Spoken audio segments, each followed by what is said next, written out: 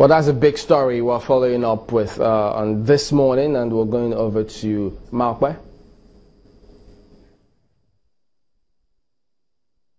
Well, thank you, Chamberlain. Senator Ali Ndume joins us now. He was former Senate leader in the 8th Assembly. You're welcome to Sunrise Daily. Thank you very much, and good morning, viewers. Well, you raised objections immediately after the Senate took its decision not to accept Mr. Magu as EFCC chair. What were the grounds for your objection? Well, it was not objection, so to say. I just raised a point of order to call the attention of the Senate to the abnormalities that occurred in the process of the confirmation. And as I said, democracy is all about numbers. There was the majority, and I insisted on having my say and my view. First of all, last time I said the Senate did not screen Magu, and that was part of the reason why I was removed as the Senate leader. But I've been vindicated because it was only yesterday that the confirmation process was done.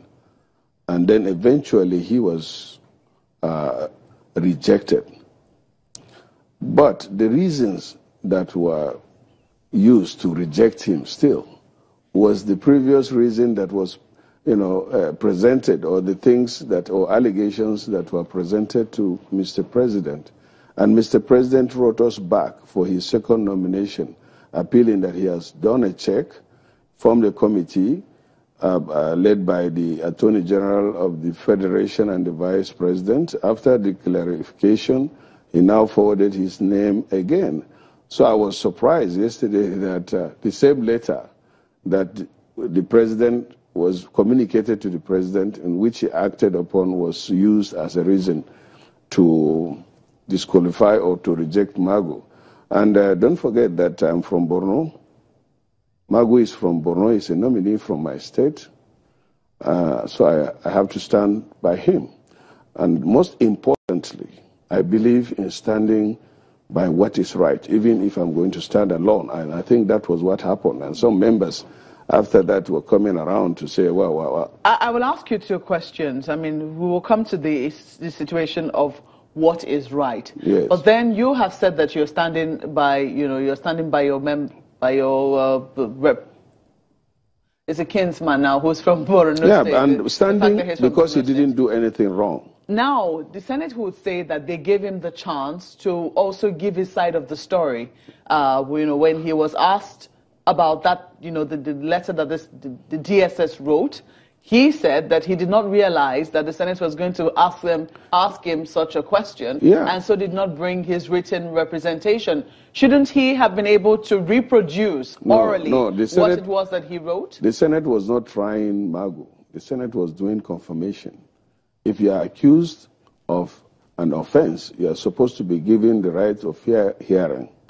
And I don't think the Senate was the right place where that should be done. The Senate is supposed to seek clarification, and I think that is what he did. He said, yes, there were letters from DSS and allegations, which he replied, and that he can avail the Senate with that, because had it been, you say, okay, you are going to be tried for allegations or to prove your innocence against allegations made by DSS before the Senate as part of the confirmation. That would have been the right thing. The first time we heard of Mr. Magu's, the first time we heard of anything from the DSS or a report concerning Mr. Magu was when Mr. Magu was going to face a confirmation screening or hearing by the Senate. In fact, do you not think that he should have prepared? No, based on those allegations that had stalled, and ensured that the Senate went into a closed-door hearing. Shouldn't he have prepared to answer those allegations on the floor of the Senate? No, the first thing, let me tell you what actually happened. There was a letter written by DSS in response to a letter written by the clerk of the Senate seeking security vetting on Magu and other members. And the DSS replied on the 3rd of October. And that letter was communicated to us for whatever reason. We were not privileged to know or even know about it until on the 15th of December. The truth of the matter is there is more to it than what is being presented to the public. What is more to it? I don't know, because if you go, like we're in the same government, the president presents a nominee, and we are in the same government.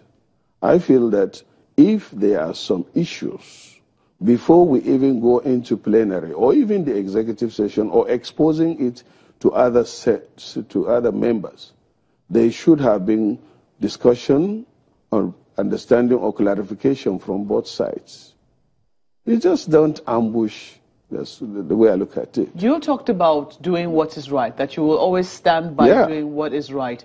What would be right in this situation? Some people will say what I was thinking is that if you receive a letter nominee from Mr. President, who is the commander-in-chief, under which DSS, police, and other security agencies are operating, and they are also nominated, if there is a disagreeing letter or allegations of that magnitude, you should have discussed with the CNC and get clarification before you even continue.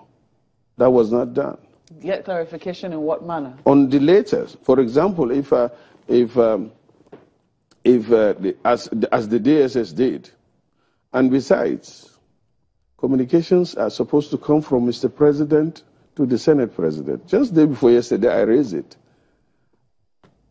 Custom wrote a letter signed by an assistant director. It was rejected.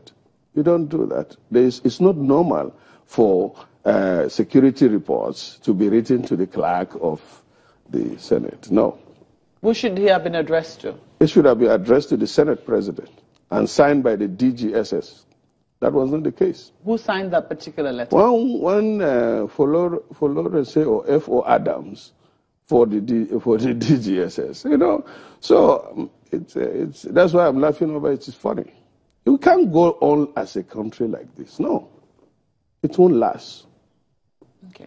Senator, we're going to ask you to please hold your thoughts. We will take a moment now. When we return, we would take questions from our colleagues in Lagos. Do join us again.